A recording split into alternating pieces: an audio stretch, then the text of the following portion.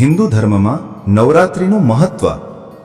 નવરાત્રિ એ હિન્દુ ધર્મનો એક અત્યંત મહત્વપૂર્ણ અને આધ્યાત્મિક તહેવાર છે, જે ભારતીય સંસ્કૃતિ અને ધાર્મિક પરંપરાઓમાં ઊંડું મૂળ ધરાવે છે. આ તહેવાર 9 દિવસ અને નવરાત્રિ સુધી ચાલે છે, જેનું નામ નવરાત્રિ એટલે નવરાત્રિઓનો તહેવાર. આ તહેવાર મુખ્યત્વે દેવી દુર્ગાની આરાધના અને શક્તિની ઉપાસના માટે સમર્પિત છે. નવરાત્રિ દરમિયાન દેવીના વિવિધ સ્વરૂપોની પૂજા કરવામાં આવે છે, જે આધ્યાત્મિક, સામાજિક અને સાંસ્કૃતિક રીતે અનેક પરિમાણો ધરાવે છે. આ લેખમાં અમે નવરાત્રિના મહત્વ, તેની ધાર્મિક માન્યતાઓ, આધ્યાત્મિક અર્થ, સાંસ્કૃતિક મૂલ્યો અને સમાજ પર તેની અસરની વિગતવાર ચર્ચા કરીશું. નવરાત્રિનો ઐતિહાસિક અને ધાર્મિક પૃષ્ઠભૂમિ. હિન્દુ પૌરાણિક કથાઓ અનુસાર નવરાત્રિનો તહેવાર દેવી દુર્ગા અને રાક્ષસ મહિષાસુર વચ્ચેના યુદ્ધની યાદમાં ઉજવવામાં આવે છે. પુરાણોમાં ઉલ્લેખ છે કે મહિષાસુરે દેવતાઓને હરાવીને ત્રણેય લોકો સ્વર્ગ, પૃથ્વી અને પાતાળ પર અત્યાચાર શરૂ કર્યો હતો.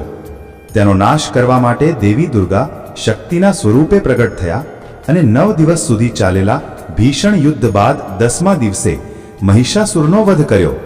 આ દિવસ વિજયાદશમી અથવા દશહેરા તરીકે ઉજવાય છે, જે નવરાત્રિનો અંતિમ દિવસ છે.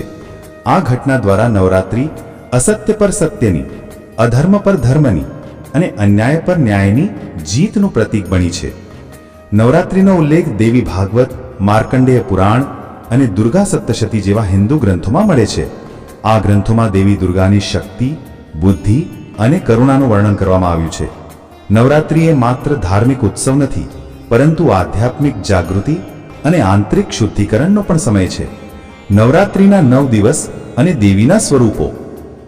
નવરાત્રિ દરમિયાન દેવી દુર્ગાના 9 અલગ અલગ સ્વરૂપોની પૂજા કરવામાં આવે છે, જે દરેક સ્વરૂપ એક ચોક્કસ ગુણ, શક્તિ અને આધ્યાત્મિક મહત્વ દર્શાવે છે. આ 9 સ્વરૂપો નીચે મુજબ છે. શૈલપુત્રી.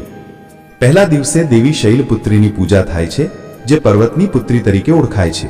તે શક્તિ અને નિશ્ચયનું પ્રતીક છે. બ્રહ્મચારિણી. બીજા દિવસે દેવી બ્રહ્મચારિણીની આરાધના થાય છે, જે તપસ્યા અને આધ્યાત્મિક શુદ્ધતાનું પ્રતિનિધિત્વ કરે છે. ચંદ્રઘંટા. ત્રીજા દિવસે દેવી ચંદ્રઘંટાની પૂજા થાય છે, જે શાંતિ, શૌર્ય અને ન્યાયનું પ્રતીક છે. કુષ્માંડા. ચોથા દિવસે દેવી કુષ્માંડાની પૂજા થાય છે, જે સૃષ્ટિની રચના અને ઉર્જાનું સ્વરૂપ છે. સ્કંદ માતા. 5મા દિવસે દેવી સ્કંદ માતા, ભગવાન કાર્તિકેયની માતા, પૂજાય છે, જે માતૃત્વ અને પ્રેમનું પ્રતીક છે. કાત્યાયની. છઠ્ઠા દિવસે દેવી કાત્યાયનીની પૂજા થાય છે, જે યોદ્ધા રૂપે ઓળખાય છે અને અન્યાયનો નાશ કરે છે. કાલરાત્રિ. 7મા દિવસે દેવી કાલરાત્રિની આરાધના થાય છે, જે ભય અને અજ્ઞાનનો નાશ કરે છે. મહાગૌરી. 8મા દિવસે દેવી મહાગૌરીની પૂજા થાય છે, જે શુદ્ધતા અને પવિત્રતાનું પ્રતીક છે. સિદ્ધિદાત્રી. 9મા દિવસે દેવી સિદ્ધિદાત્રીની પૂજા થાય છે, જે આધ્યાત્મિક સિદ્ધિઓ અને જ્ઞાનની દાતા છે. આ 9 સ્વરૂપો દેવીની વિવિધ શક્તિઓ અને ગુણોનું પ્રતિનિધિત્વ કરે છે, જે મનુષ્યને જીવનના વિવિધ પાસાઓમાં માર્ગદર્શન આપે છે. નવરાત્રિનું આધ્યાત્મિક મહત્વ. નવરાત્રિ એ માત્ર ધાર્મિક ઉત્સવ નથી, પરંતુ આંતરિક શુદ્ધિકરણ અને આધ્યાત્મિક ઉન્નતિનો પણ સમય છે. આ 9 દિવસો દરમિયાન ભક્તો ઉપવાસ, જપ, ધ્યાન અને પૂજા અર્ચના દ્વારા પોતાની આધ્યાત્મિક શક્તિને જાગૃત કરે છે. નવરાત્રિના 9 દિવસોને 3 ભાગમાં વહેંચવામાં આવે છે. પ્રથમ 3 દિવસ શક્તિની પૂજા. આ દિવસોમાં દેવી દુર્ગાની શક્તિ સ્વરૂપે પૂજા થાય છે, જે મનુષ્યના આંતરિક અશુદ્ધિઓ એટલે અજ્ઞાન, લોભ, ક્રોધનો નાશ કરે છે. બીજા 3 દિવસ લક્ષ્મીની પૂજા.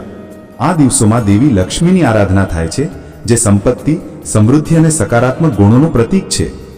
અંતિમ 3 દિવસ સરસ્વતીની પૂજા.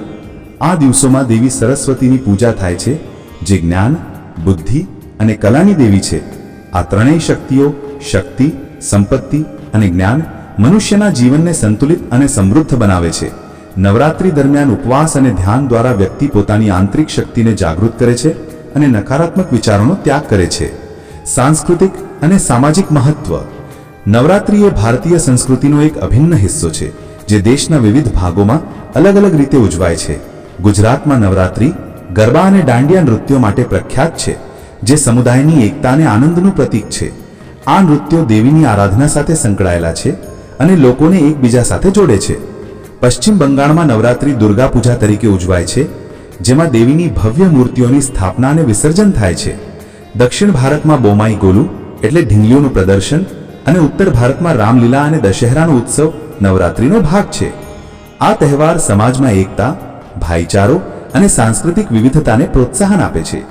નવરાત્રિ દરમિયાન લોકો નવા વસ્ત્રો પહેરે છે, ઘરોને સર્જાવે છે અને એકબીજાને મળે છે, જે સામાજિક બંધનોને મજબૂત કરે છે. નવરાત્રિનું આધુનિક સંદર્ભમાં મહત્વ. આજના આધુનિક યુગમાં પણ નવરાત્રિનું મહત્વ ઓછું થયું નથી. આ તહેવાર લોકોને તેમની સંસ્કૃતિ અને પરંપરાઓ સાથે જોડે છે. ખાસ કરીને યુવાન ગરબા અને દાંડિયા જેવી પ્રવૃત્તિઓ દ્વારા પોતાની સાંસ્કૃતિક ઓળખને જાળવી રાખે છે. વિદેશમાં વસતા ભારતીયો પણ નવરાત્રિને ઉત્સાહથી ઉજવે છે, જે ભારતીય સંસ્કૃતિના વૈશ્વિક પ્રભાવને દર્શાવે છે. નિષ્કર્ષ: નવરાત્રિ એ હિન્દુ ધર્મનો એક એવો તહેવાર છે જે આધ્યાત્મિક, ધાર્મિક અને સાંસ્કૃતિક રીતે અનેક પરિમાણો ધરાવે છે. આ 9 દિવસો દરમિયાન દેવી દુર્ગાની આરાધના દ્વારા ભક્તો પોતાની આંતરિક શક્તિને જાગૃત કરે છે અને જીવનના વિવિધ પાસાઓમાં સંતુલન સાધે છે. નવરાત્રિ એ માત્ર ધાર્મિક ઉત્સવ નથી, પરંતુ એક એવો અવસર છે જે લોકોને એકબીજા સાથે જોડે છે, સંસ્કૃતિને જીવંત રાખે છે અને જીવનમાં સકારાત્મકતા લાવે છે. આ તહેવારનું મહત્વ આજે પણ અકબંધ છે અને ભવિષ્યમાં પણ તે ભારતીય સંસ્કૃતિનો અભિન્ન હિસ્સો રહેશે.